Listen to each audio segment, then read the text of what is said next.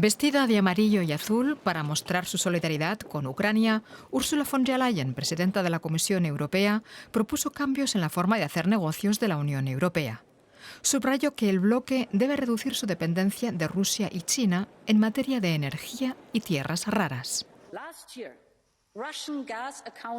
El año pasado, el gas ruso representaba el 40% de nuestras importaciones de gas. Hoy se ha reducido al 9%. No obstante, Rusia sigue manipulando nuestro mercado energético y prefiere quemar el gas a vendérselo a Europa.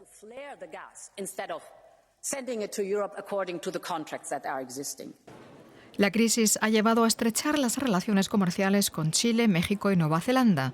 Las negociaciones con estos países han concluido y solo están a la espera de ser ratificadas. Chile y México disponen de abundantes tierras raras que la Unión Europea necesita si quiere reducir sus importaciones de China. Actualmente, China controla la industria mundial del procesamiento. Casi el 90% de las tierras raras y el 60% del litio se procesan en China.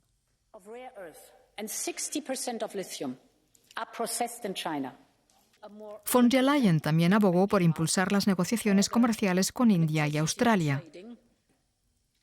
Y como solución al incremento de los precios de la energía, Bruselas propone un impuesto sobre las ganancias extraordinarias de los consorcios energéticos, para obtener fondos que permitan ayudar en invierno a los más pobres.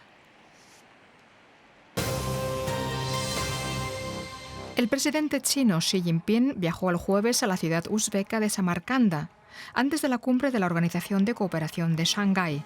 También se reunió con el presidente ruso Vladimir Putin.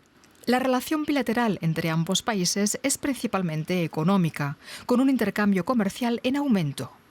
Rusia compra ahora más productos chinos en lugar de europeos, y China, por su parte, se beneficia de la energía barata de Rusia. Entre abril y julio, China importó un 17% más de crudo ruso. Las importaciones de gas natural licuado ruso aumentaron un 50% y las de electricidad un 39%. Ambos países se benefician de este intercambio. Y es que China paga precios más bajos a Rusia y Rusia recupera parte de los ingresos perdidos por las sanciones occidentales.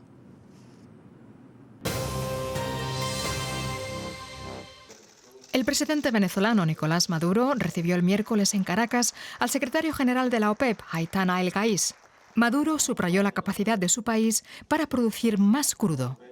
Venezuela está lista y preparada para cumplir su papel y abastecer el mercado petrolero y gasífero con el petróleo y el gas que necesita la economía mundial.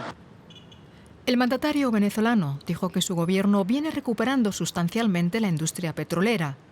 Actualmente la producción diaria ronda los 700.000 barriles, cuando en 2002 llegó a producir 2,3 millones al día.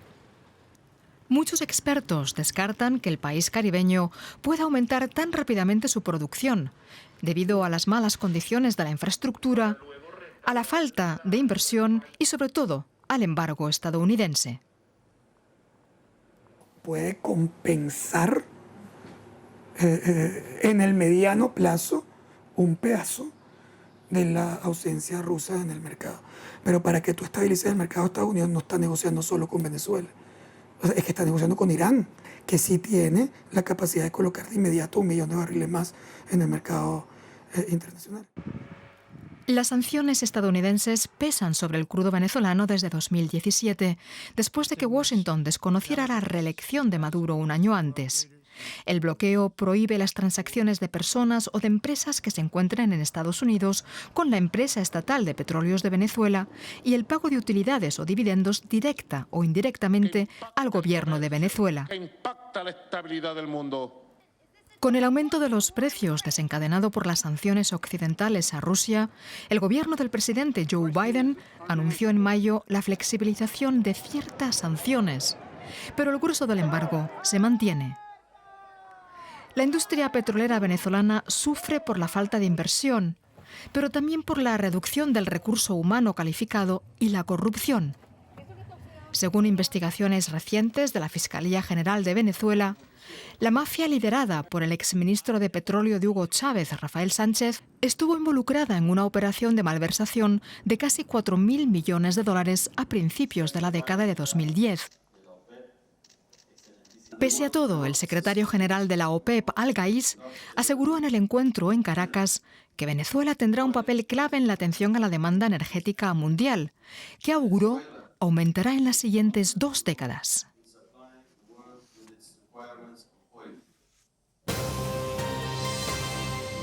La inflación de la eurozona alcanzó un nuevo récord. Los precios fueron en agosto un 9,1% más elevados que hace un año. Los consumidores y las empresas se están viendo fuertemente afectados por el encarecimiento de la energía y los alimentos. Eso incrementa la presión sobre el Banco Central Europeo. Google perdió su apelación de una sentencia europea según la cual el consorcio abusó de su sistema Android para beneficiar a su buscador online. El Tribunal General de la Unión Europea confirmó la decisión de 2018, aunque rebajó en 200 millones la histórica multa impuesta a Google de 4.000 millones de euros exigidos por la Comisión Europea. La multinacional india Vendata y la tailandesa Foxconn acordaron invertir casi 20.000 millones de dólares en la construcción de una fábrica de semiconductores en la India. El gobierno indio anunció que subvencionará el proyecto con incentivos como energía barata. Se prevé que el acuerdo genere unos 100.000 empleos. Inflación desorbitada en Argentina. En agosto, el aumento de precios fue del 78,5% interanual, la mayor tasa registrada en 30 años. El freno a la emisión monetaria anunciado por el ministro de Economía, Sergio Massa, no parece bastar para contener la crisis.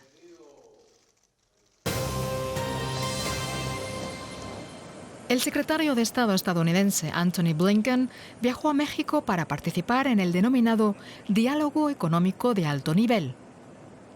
Este mecanismo busca fomentar el desarrollo y el crecimiento económico, la creación de empleo, así como la mejora de la competitividad y la reducción de la desigualdad. Pero también busca fomentar la protección del clima con energías alternativas.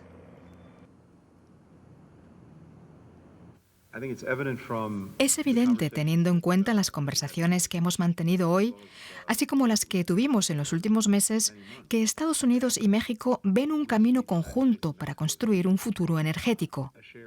Un camino que fomente nuestros objetivos climáticos, impulse el crecimiento sostenible y cree nuevas oportunidades.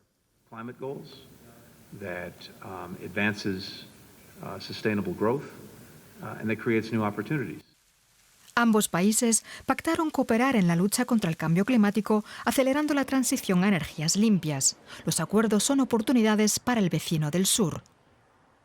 Esto significa para México empleos, integración, futuro. Quizá pensamos México podría crecer al doble de lo que está creciendo hoy, con lo que el día de hoy se nos propuso o se planteó.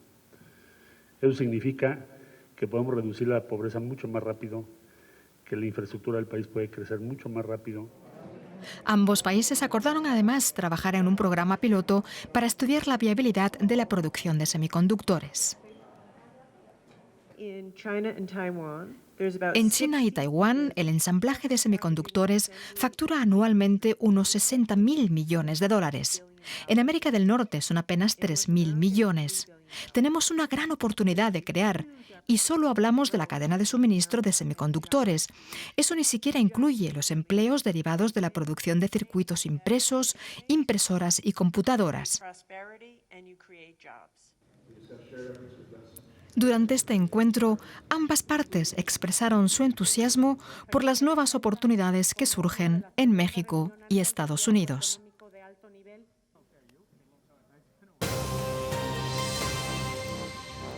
Esta enorme presa es parte de la mayor central hidroeléctrica del norte de Europa. El embalse de Blasio tiene capacidad suficiente para suministrar energía a la cercana ciudad de Stavanger durante 4 años. Sin embargo, hacía 2 décadas que no presentaba un nivel tan bajo, como confirma el director del complejo.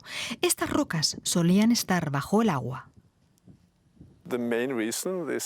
Se debe principalmente a que el año pasado fue muy seco, como también lo fue el pasado invierno, y este es el resultado. Noruega es el principal productor de gas y petróleo en el oeste de Europa. En 2021, sus exportaciones en el sector alcanzaron los 80.000 millones de euros, con una producción en aumento. Sin embargo, para su consumo interno, Noruega emplea fuentes renovables de energía. El 90% de su electricidad es de origen hidroeléctrico. Históricamente venimos de un escenario en el que teníamos un exceso de producción, con lo que disfrutábamos de energía más que suficiente gracias a nuestros recursos hidroeléctricos. Ahora la situación está cambiando, al tiempo que nuestro consumo eléctrico aumenta. Por eso suponemos que dentro de unos años ya no dispondremos de ese exceso de producción.